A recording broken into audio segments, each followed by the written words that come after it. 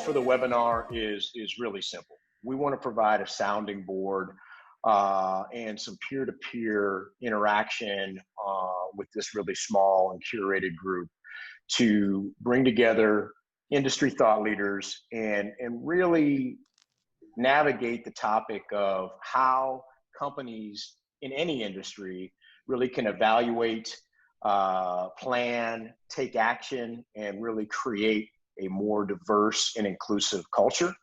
So quite simply, there's a lot that goes into that. But let's dive in here. I'm going to really turn it over to you guys. First of all, I'd like each of you, before I turn it over to Torin, ultimately, I'd like each of you just to introduce yourselves, give us your name, background, company, and the role that you're in currently, if you don't mind. Torin, I'll start with you. Absolutely. Thank you ever so much, Mike. I appreciate you for trusting my voice, for allowing me to moderate the conversation. It's a very big conversation. And so the fact that you, Protis, and the team find it to be important, I always hand clap that, big up that, fist that. And so thank you ever so much for allowing me to be with you all. Diversity strategist, risk mitigator. I move in the D&I space a little bit differently because I'm trying to chase a different way of shaping this narrative around diversity, equity, inclusion, and belonging. So in addition to consulting with organizations, helping them optimize their talent acquisition efforts, I also have a show on SiriusXM every Sunday at 1 p.m. I have a podcast called Crazy and the King. It's crazy for a reason. My podcast partner, Julie Sowash, has a hidden disability.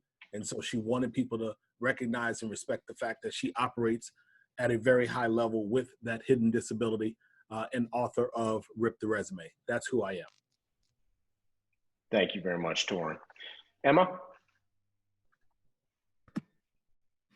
Thanks so much, Mike. My name's Emma Hutchens. I'm currently the Chief Human Resources Officer at Heaven Hill, having just joined about 4 months ago.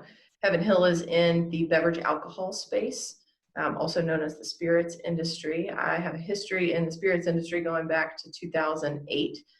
So this will be kind of an interesting experience to see through this COVID crisis, how the spirits industry comes through, and also how the hospitality industry comes through, having joined in a time in 2008 when we were kind of in a recession.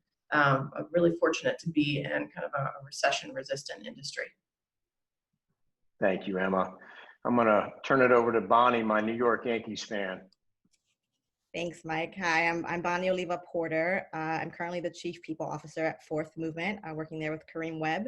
And Fourth Movement is all about social equity, so helping make the business landscape more equitable for people of color, people, underrepresented minorities, people who've been unfairly, disadvantaged by things like the war on drugs. And right now we're working on some opportunities in the cannabis industry, but it's ultimately meant to reach people from all different backgrounds and all different types of businesses and restaurants and things like that. My background is I've been in HR for a long time, pretty much all my life. I've started off in workforce, working with people who were difficult to employ. It was the term adult special populations, helping them do job training and placement in New York City. I opened a workforce center there that served thousands of people in the poorest district in the nation. And I then went on to co-found a tech startup called Tala, where I ended up doing diversity, equity, and inclusion work. A lot of my work, I say, is with equity at the center. So how do people processes really reach as many people as possible to create high-performing teams? Excellent. Thank you, Bonnie. Turn it over to you, Karim.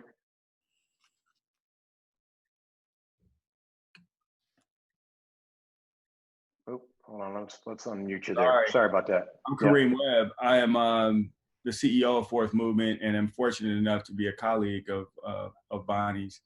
And consider myself an entrepreneurial activist. That's what I say. So wherever there's an opportunity to leverage our capitalistic democracy to help people exist more equitably in our country through business, that's what I'm into. I'm on the board of commissioner for LAX, working with the mayor of LA. Very civically involved in all things at-risk youth, especially, but progress and equity in and around LA and through Fourth Movement across the country. Excellent. Thank you, Karim. Awesome. So I'm going to turn it over to Torin. I'm going to let him lead this conversation today and looking forward to it. Torin, all yours, buddy. So let's get it popping. I want to jump in real quick and do it a little bit differently. Karim, I want to start with you. So you said an entrepreneurial activist. Like, I like to be real time. So in being an entrepreneurial activist, when we think about PPP, when we think about underserved and under-resourced communities, when we think about Black banks, 60% of them we've lost since 2008. Emma, stay tight, because I'm coming to you real quick. What does entrepreneurial activist mean? As an entrepreneur, we measure our success based upon the P&L, right? You either did or you didn't. It's increasing sales and optimizing margins. And you're looking for better results week after week, day after day, month after month, year over year. Even publicly traded companies, they say, here, make a bet. This is what we're saying we're going to do. Either we underperformed, we met expectations, we overperformed, or we underperformed, and therefore our share price is impacted more than likely, right?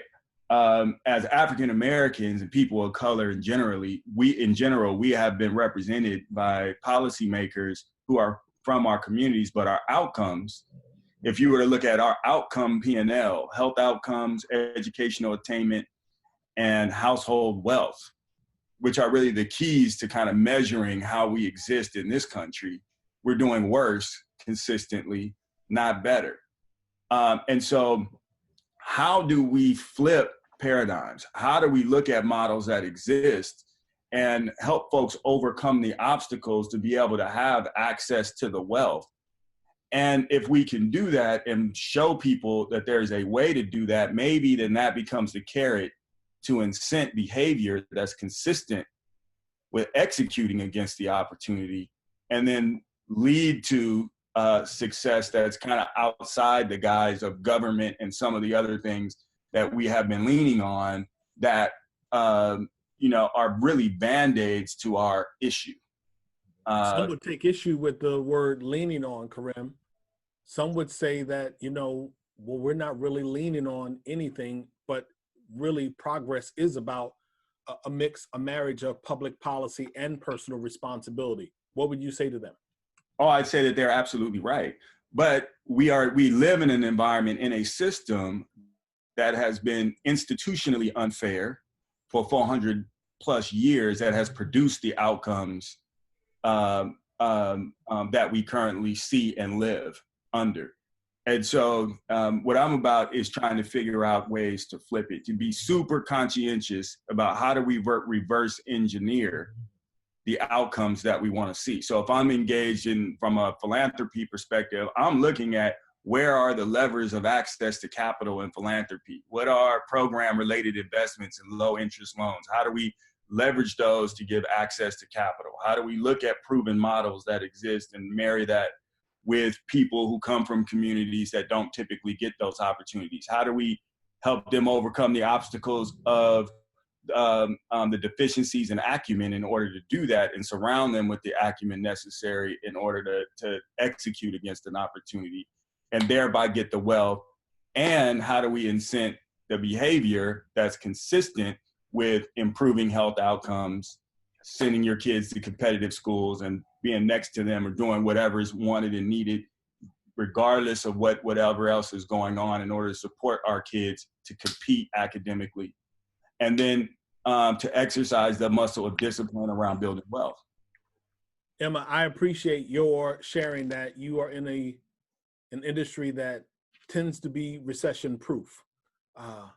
The buoyancy of the spirit space is something that we can all appreciate. So because you've had at least a decade, a little bit more to absorb such, to be closely aligned with such, what's the one thing that you think we can do right now, the one thing that space can do to change the equation, the relationship around inclusion and representation? One thing.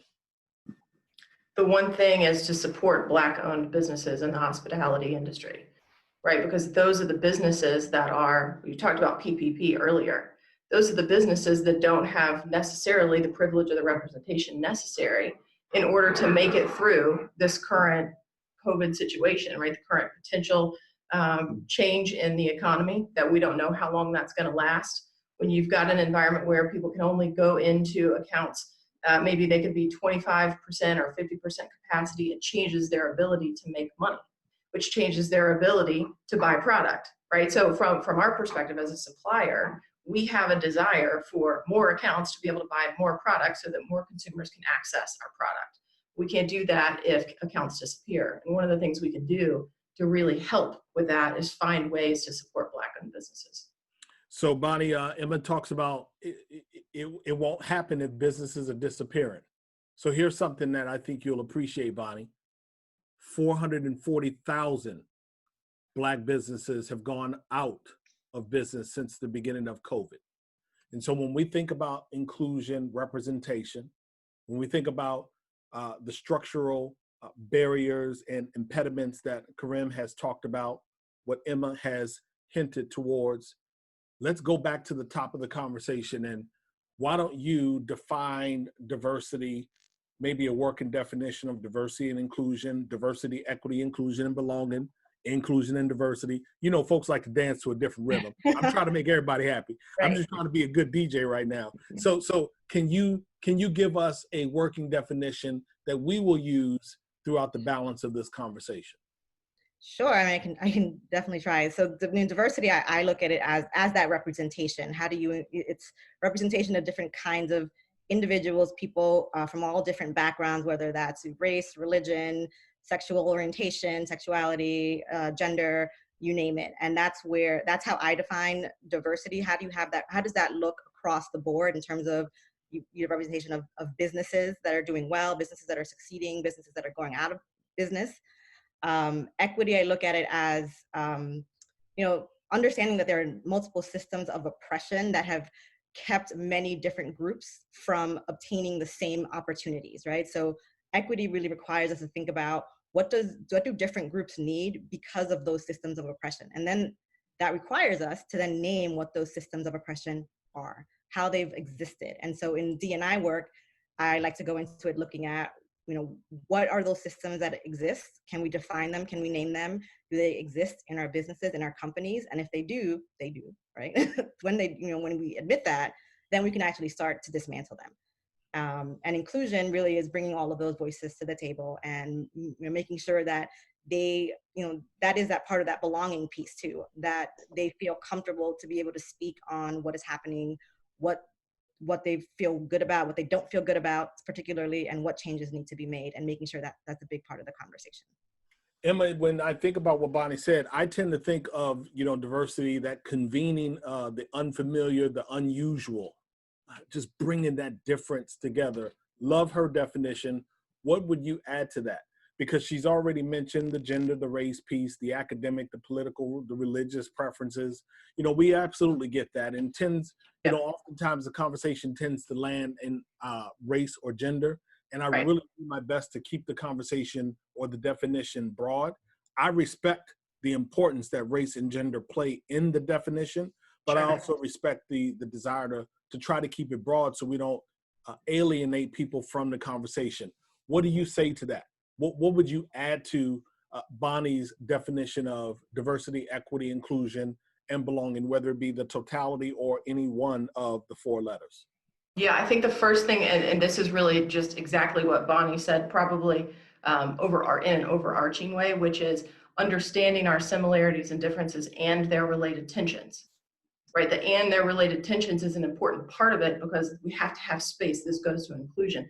We have to have space in our environment to hear each other.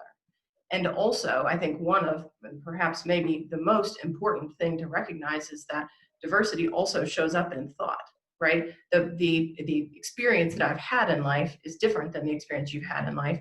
And for that reason, I have a different paradigm. And for that reason, I will show up with different ideas, different potential solutions, and you will as well. And our ability to have a conversation, to have a space where we can leverage psychological safety from a relationship that we've been able to build will allow us to get to better ideas and better solutions. And so I think really focusing also on the types of diversity we can see, the types of diversity we can't see. Sometimes We can't see diversity that has to do with a disability, right? That would be an example. Or for example, I'm neurotypical, but I may not always know if someone is not neurotypical. So creating space for that, I think, is a really critical part of diversity that we can't always see. Well, I mean, Emma, you and I agree. Even though you have different experiences, our footprint in life has been different. We both agree that we should be supporting Black and brown businesses. We absolutely agree on that. I'm gonna go out on a limb and say that Karim doesn't agree. So Karim, considering or assuming that you don't agree that supporting Black businesses is important, and by all means, this is purely hypothetical, if in fact you don't agree that we should be supporting Black businesses, how is it that you are able to use your desire around diversity and inclusion and keep white men engaged in the conversation? Well, you don't always, and sometimes you do. I mean, at the end of the day, you can make a business case for fairness and for increasing the pie, right? If we all do better, then we all have the opportunity to do better. Somebody who exists like this, for me, really as a whole person, and that their human capital is expressed like this, and all of a sudden their self-expression and the circumference of it kind of grows like this. Well, their financial capital grows too, then the market grows. If the market grows, you as a business person having another consumer that you have the ability to engage with. So I think it's in folks' interest. We do the right thing because we do the right thing. So we're going to show up, we're going to lead because we're going to execute against opportunities.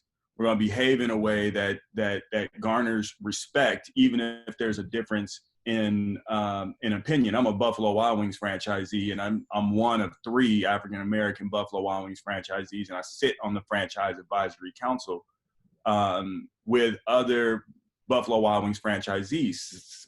Many of them are Trump supporters. Many of them are, most of them are very, very, very Republican. And I would say that we align on what we agree about in terms of family. We go out and have drinks when we're at corporate headquarters for our quarterly meetings. We spend a lot of time together. And even in the wake of George Floyd, they've come to me and asked me to lead discussions as they've been able to begin to have an awakening. So we can align on what's in the interest of the business and in operating under the same flag in terms of a brand called Buffalo Wild Wings, right? If I screw up at my store, it impacts them. If they get boycotted because of something stupid they did, it impacts me on Crenshaw in LA. But we can align around our similarities. But I know that there are some areas that we're not going to align generally. And that ability to have dialogue gives us the possibility for me to, and my way of being, I think creates a pathway for even more coming together. And I've seen that in the wake of George Floyd and in this environment. So I want to stay right there for a moment. And with you, when you say that some of them have reached out to you, I absolutely appreciate that, because I do not believe that we will make progress if we are alienating anyone in the conversation, as I said a moment ago. And so I'm wondering, Karim, have any of them reached out to you and just simply been, just blunt, like, I don't know what to do. Like, I absolutely am lost. Not even the ones that have that relationship, the ones that say, I got 2 Black friends. Forget that. I'm talking, they straight honestly said, I don't know what to do. And if they have, what have you shared with them? What have you encouraged them to consider? Yeah, I've encouraged them to consider their own humanity and to take the risk of being real about their own perspective with their own teams. Go sit with your own people and listen to them first and foremost. You're the leader. Go listen to your people. Ask about their experiences. You're going to hear some things that are going to be surprising. And I've gotten some feedback from people who have done that. We also had a town hall where we invited all the Buffalo Wild Wings franchisees, and the leadership, it's all white, really leadership of the franchise community,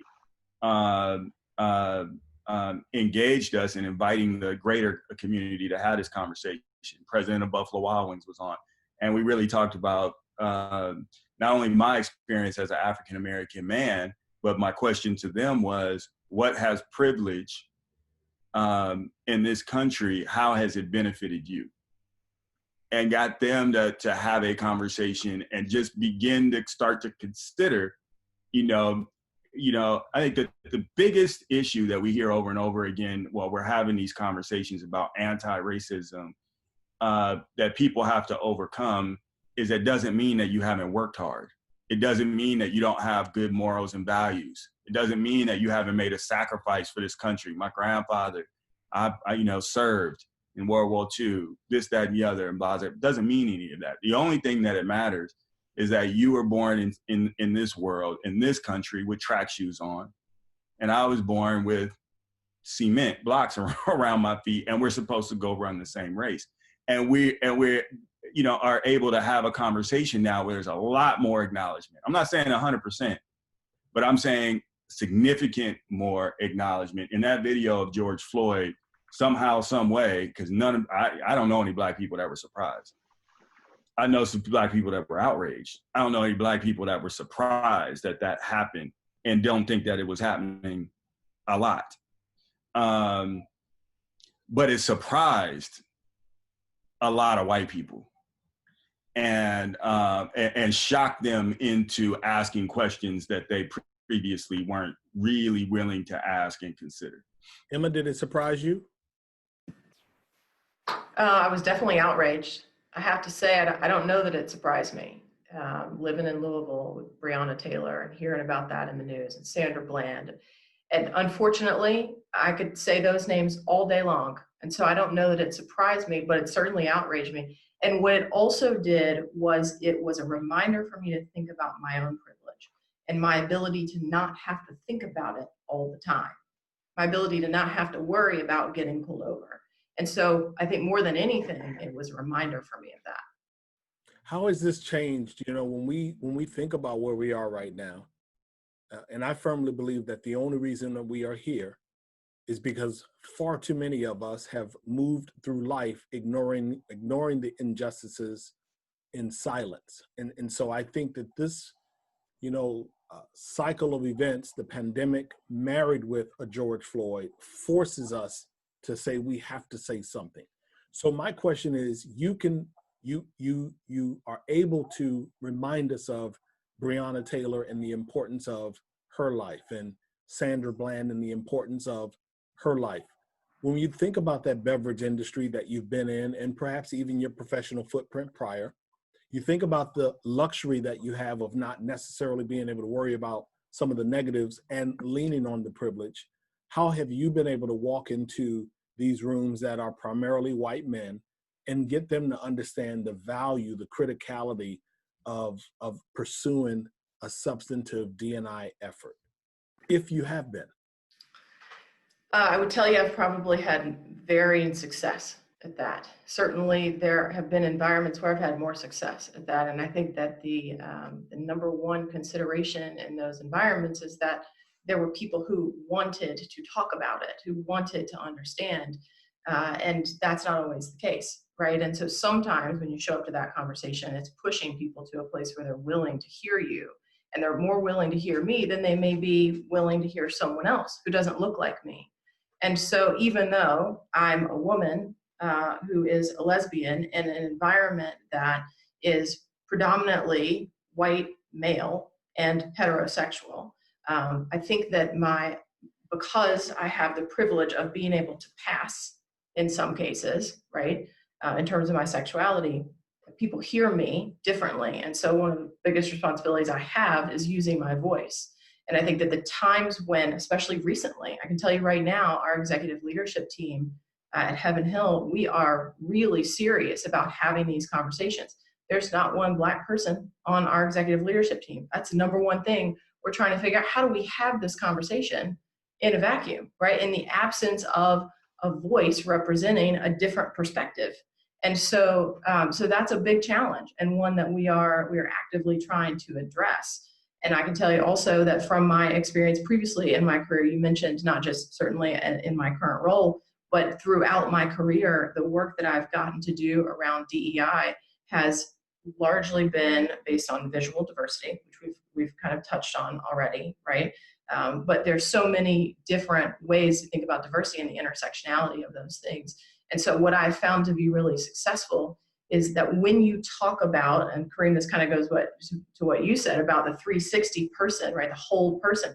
When you're able to talk about with other people their own intersectionality, I think sometimes they're able to hear you a little differently and really think about how this impacts other people in different ways and how my intersectionality is different than your intersectionality. And then maybe we can get to a place where we're having a conversation about that. And once we can have a conversation, maybe I can push you a little on your thinking. Maybe I can disagree with you. And I think that's one of the hardest, right now in the world that we're living in where everything is polarized, I think one of the things we're missing out on the most is plurality of thought and our ability to be comfortable with someone that we disagree with. And while sometimes the disagreement has different repercussions, if the disagreement is such that we can learn from each other and help each other move to a better place, there's tremendous value in that. And so I think the large part of my success in having these types of conversations has been relationship based. Emma, I'm sorry, not Emma, Bonnie, when we think about strategy, because we can talk, on the front side of this conversation, I could go another 2 hours and we not even get to, empowerment or strategy or tactics. But I want to move to strategy for just a few moments. What would you say are some important first steps for an organization? And I'm hoping that you'll do it from the standpoint of someone is already on this journey. They've put a D&I council in place in their company, their business place of work. They have maybe some committees, some ERGs, BRGs that are already existent. So I hope that you will attack or speak directly to the people that are already doing something. And then Karim, because you all are in the same space, I'm going to come to you from the backside of that conversation. Talk to the people who need to get started. One or two things they need to do. Bonnie, you first. So for companies that already are on that right path or are kind of trying to figure out how to actually move this forward in their organizations, I always say the building a diversity, equity, inclusion strategy is no different than building your product strategy. If you are, for example, a tech company, there requires time and investment of capital from your business. What are you going to invest in? How are you going to make those investments? What's the budget? What is the budget for your ERGs or for your DEI council so that they can actually move forward and pursue this work? Making sure that you're not asking your employees to do extra work on top of the jobs that they already have for free. So how are you bringing in maybe consultants? How involved is your leadership team, your executive team? And that's not just, you can't just leave the work up to the DEI councils and the ERGs. Your leadership has to be directly involved in the work. They have to do the work themselves. They have to have those difficult conversations amongst that leadership group, and they have to commit. Other things that groups can do is if they've already polled their team, if they've done employee engagement surveys to determine where they are and where they can move forward, they can create some goals based on what trends they see on those anonymous surveys, for example. And then those metrics, they should be metrics that you measure like all the other metrics you measure in your organization. Did you hit this goal financially? Did you hit your DEI goals? Are there things that you can measure there? And if you don't, what are the consequences of that? What are the consequences of leading a team that has not pushed forward their DEI efforts? What are the consequences of not hiring more Black and brown employees? What are the consequences of, for not, being beholden to these values of your company? So companies that have already, kind of started having the conversations, this is an opportunity for them to really create those best practices in this space, because to be quite honest, a lot of companies aren't doing this really well. So this is an opportunity to kind of push that envelope and make some really bold moves. Yeah, so Karim, give me the version for those that haven't gotten started. So they've been tapping you. I suspect that if we looked inside of those franchisees, we would see a lack of representation, certainly at the top. whole bunch of black and brown folks, you know, serving and busting the tables and taking the orders and all of those positions. But what are we telling them that they can do to get started? Now that we've had a conversation, you've opened up the door, you've said that you're interested and you're genuine, and I trust you for that. What are you telling them to do as a first 1 or 2 steps? You know, I speak to them from my own experience. So I would say that in LA, all things that are African American, political, and philanthropy, I sit there. But I had to allow myself to get a little bit more uncomfortable. So how do I put myself out into a part of the community and in the city where I'm not most comfortable? And so I started spending my time just a little differently. If you go to church and it's all white, and then you go to your country club and then it's all white, and then you go to your company and your L team, your leadership team is all white and in your comfort zone, and you go home and everybody at home is all white, you know, you have a very narrow perspective with respect to America. And you are doing a disadvantage not only to yourself, and I think what you could experience as a human being in the world and in this country, but also as the leader of your enterprise. And so I would say that, you know, do the same things that you do, but just do them a little differently. You know, maybe don't go to the country club all the time. If you go to a municipal course, you're going to find somebody that likes to play golf too, that doesn't look like you, that's going to be in your foursome. And you're going to meet somebody, talk to somebody, and that you're going to have an experience that you otherwise wouldn't have. Maybe it becomes a friend or a colleague, or maybe that person owns a business that could be a supplier, right? Who knows? You know, in your philanthropy, look at the ways in which you are engaging, because most people do, even leaders of companies, they're supporting some organization somehow, some way, showing up to some corporate or some charity banquet somewhere.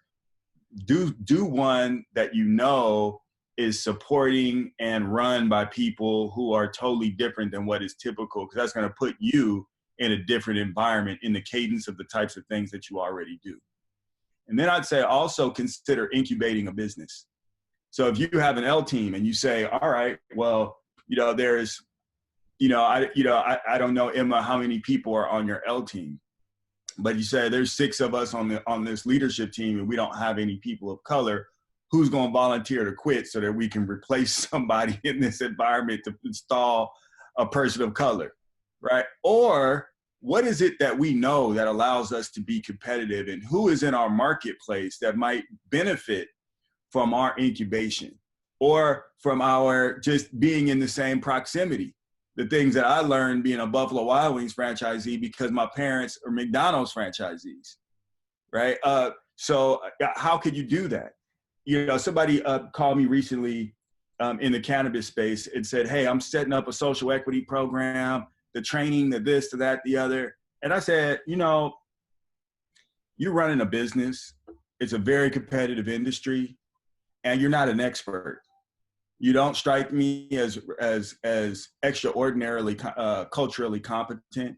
But I'll tell you, if you aligned yourself with some people that could come work for you now, that you committed to help start a business that was very similar to yours, your kids would develop a relationship with them, you would develop a relationship with them over time, and you could actually help them teach somebody the business in the same way that you know it because you're successful doing it, right? It doesn't have to be all macro programs. It could be a micro program too, that's going to change you as a person, because we all change when we're exposed to different things. I want that piece about who's going to quit. I want you to elaborate on that a little bit. Are we saying, or are you suggesting that if I'm one of your employees inside of the business, that for a day, if you will, one of the executives kind of steps aside and you allow me to elevate and you mentor me strategically? Is that what you're suggesting, or are you suggesting something different? No, I'm saying in the conversation that Emma was referencing around having a leadership team, because there's a COO and there's a CFO and there's a CEO, and there's a head of people and a CMO. Sure. Right. And everybody's doing a good job. The company's performing and we're gelling. And we look around and say that not one of us is a person of color, you know, and this structure works for us. And we're not going to just go create another high paid position just to install a person of color when what are they going to do? Like, and figure that out. Maybe the company is in a position to be able to reconfigure itself and realign and do something to include a person of color. That's very valid, but maybe it's not, right? And it doesn't mean that you stop. You know, the value is in the information sometimes, right? Yes, the paycheck and all of that stuff too, but in the information. And there are some people that don't necessarily want to be an employee and would benefit, right, in their own business. Somebody that might already be in business without access to capital needs to know a few things to be able to get the access to capital. And alignment with a company like Emma's might be helpful. The knowledge gap might be overcome somehow. Relationships are going to get developed, all of that. So I just think, you know, taking a no excuse environment approach to diversification and being willing to be flexible in what it looks like gives us a lot more bandwidth to ultimately be successful. Emma, I tend to think that you know, that definition of diversity, and when we're looking at strategy and inclusion, I tend to think that we minimize it and pin it so much so on the human aspect of it, but that diversity for me and inclusion should also look at community and geography. Karim just mentioned proximity. So I think it should look at community and geography. I think it should look at that creative innovation, creative contribution that can be explored. I think it looks at products and services, if you will. And then, of course, I think it looks at the human aspect of headcount management. When you think of that strategy, that first step, the pillars that Bonnie and Karim have shared, where is it that you feel we should start in the beverage space if we want to, make a monumental leap over the next several months, a monumental leap? What would you suggest that we do as a first step? So I would kind of break it out into two different areas, internal and external, right? So internal facing and external facing. Internal facing, I'm thinking things like we're talking about talent. We're talking about how do we create pipelines for talent, not how do we leverage pipelines that already exist that aren't very diverse, but we want to incrementally change, not in an incrementalist kind of way. How do we actually create new pipelines for talent? And that could be things like starting with early career programming. It could also be things like starting with leadership pipelining, right? So you end up with all different entry levels for diversity. So that's number one. I think when you change the voices that you're hearing around you all the time, Karim kind of mentioned this earlier, when you change those voices, you end up with a situation where you're hearing different ideas. When you hear different ideas, you automatically are going to come up with, one, better solutions, but two, you're going to be able to have an impact on the things that need to happen externally, right? So marketing campaigns, how you go about supplier diversity, how you think about the types of accounts that you want to partner with and the types of accounts that you don't want to partner with, how you think about how you drive diversity in the distributorships as we think about the beverage industry, right? The 3-tier system. And all of that, there are huge businesses, really distributor businesses that have 20,000 employees. How are they thinking about diversity? How can we leverage our position and our portfolio to push their thinking about diversity, right? So I think there are so many different ways that we can do it, but that really starting with those two different approaches, internal and external, can actually significantly change diversity in this industry in a pretty short period of time. It's an ongoing thing, and just because you get diversity doesn't mean you're an inclusive culture, and that also has to be addressed. Bonnie, so we're in a period now where it's a vital conversation. And so the challenge is, how do we continue to keep this tenor? How do we continue to keep the pressure applied to this vital conversation?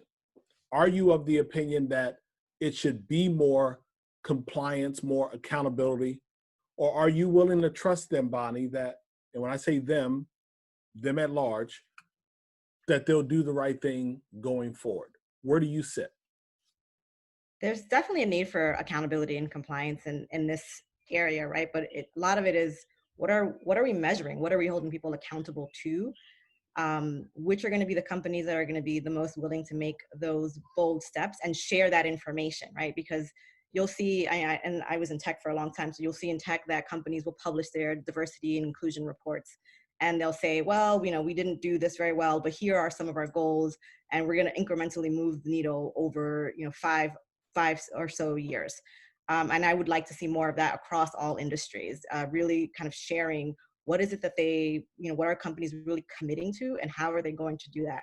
Going back to what Emma was saying about the pipeline, either early career stages or, at leadership levels, how are we making sure people are moving through our companies, in what direction, where are they dropping out, and understanding why that's happening. And then holding ourselves accountable to those metrics, understanding those whys, and identifying those problems and trying different solutions over time. I think part of the problem with these strategies too is that a lot of times companies want to see immediate results. And while there are some things that can happen immediately, some of these are a long game, right? You'll see them over 5, 10, or more years over time. And so are companies willing to commit to that time frame to make those changes? And what are they willing to commit to do immediately, and making, and again, publishing that information or talking about it publicly, finding ways to make sure that their customers hold them accountable, their employees hold them accountable, and that we're not going back to where we were, 5, 10, 400 years ago. I think it matters a lot more to customers. And so companies are going to see more of a need to continue to do that.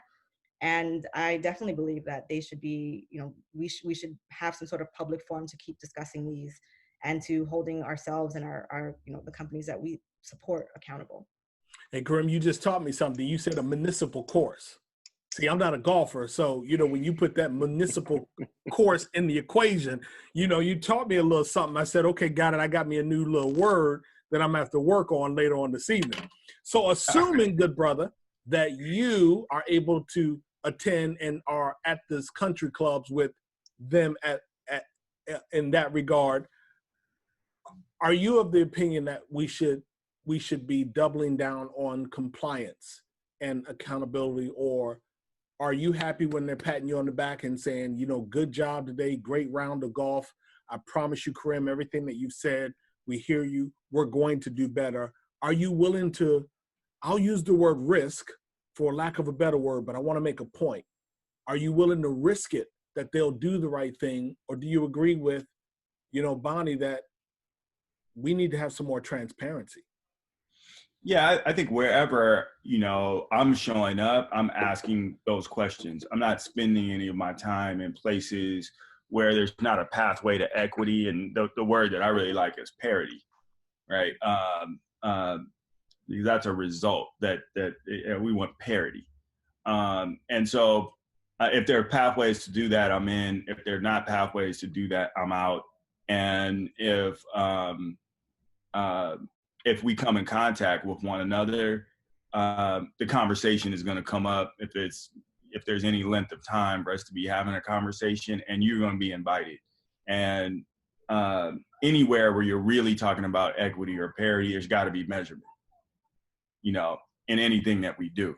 We're at the airport commission, right? Let's get the disparity study and let's go. And matter of fact, let's make sure we're answering the right questions. $1 billion come in there. Come through LAX every year. African Americans are 10% of the population in the city. Latinos over 50%. What percentage of that revenue is coming to businesses owned by African Americans, Latinos, and others, women, et cetera, et cetera? Yeah. And then let's go get the information, and then let's reverse engineer the policy. And those who don't want to do that, we know you're going to be held accountable. It's not going to be a secret. That's where it's got to be, everywhere where we are. Okay, access to capital. I heard you spoke earlier when we kind of started to call Torin about banks. And I think that banks are, and black banks closing is a terrible thing. It's jobs and some access to capital, but for black businesses who we want to compete in supply chain, it's not banking that's key. It's private equity and venture capital, right? Because banks underwrite businesses the same way that they underwrite homes, right? First of all, you got to have equity capital to put into, deals, and you got to have multiple years of tax returns and so on and so forth. And they don't fund new ideas. So to be competitive, we got to have access to capital around venture and private equity. Well, where does those dollars come from? Pensions, a lot of public pensions, where black and brown people are the majority of the employees in a lot of places around the country, but less than 2% of all the wealth management is being managed by people of color. So where do you think the deal flow goes, right? Whose ideas are getting funded, therefore who has the money to be more competitive?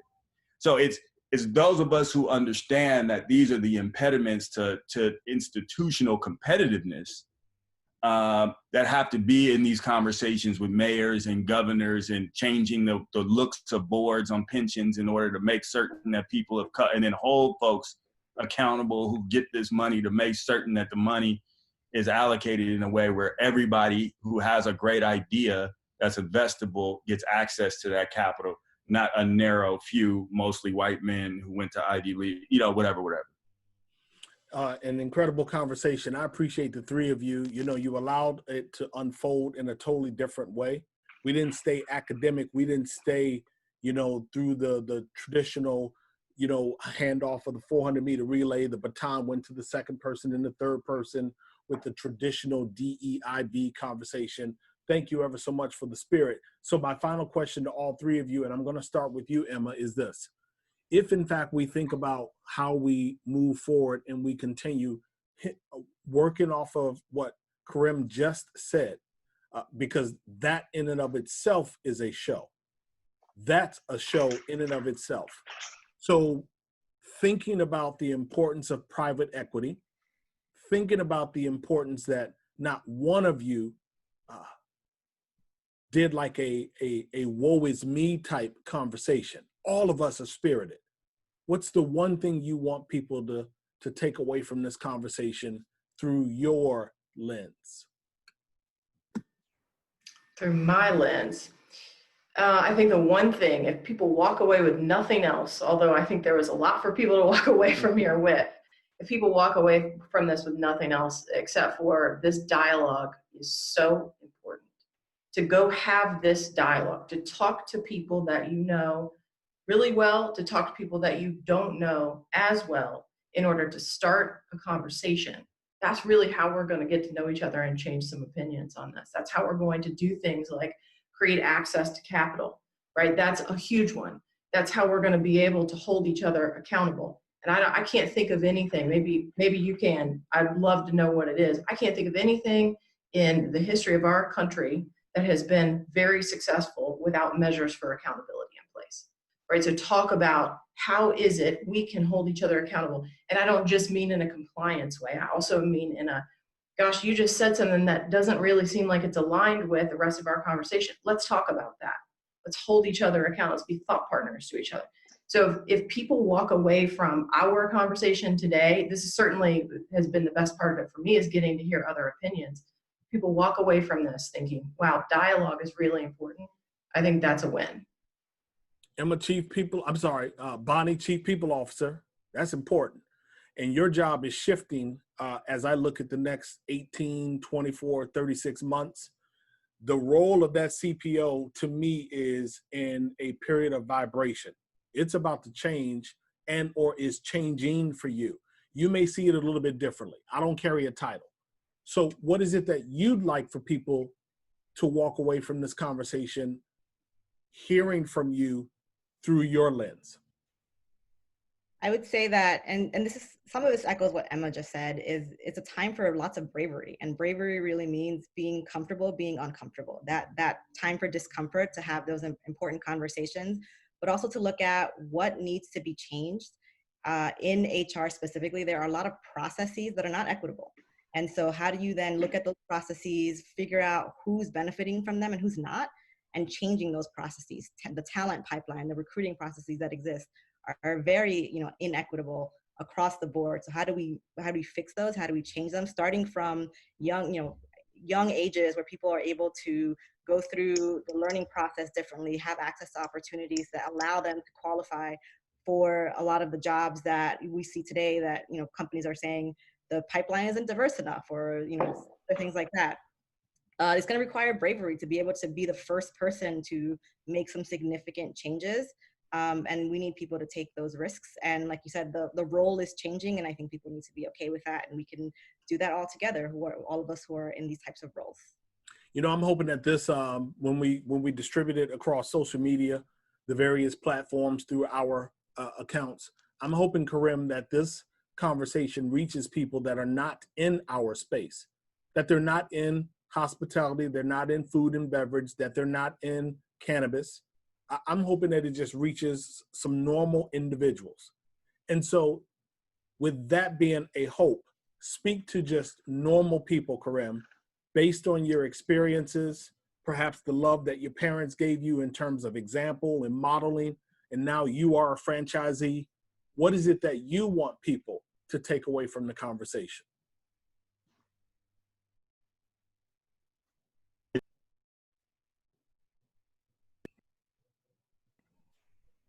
It is not scary.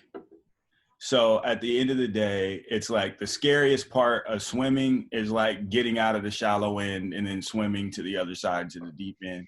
The scariest part of riding a bike is like taking the training wheels off. Most of us are already riding without leaning on both sides before the training wheels actually come off and somebody let us go so we can ride down the street.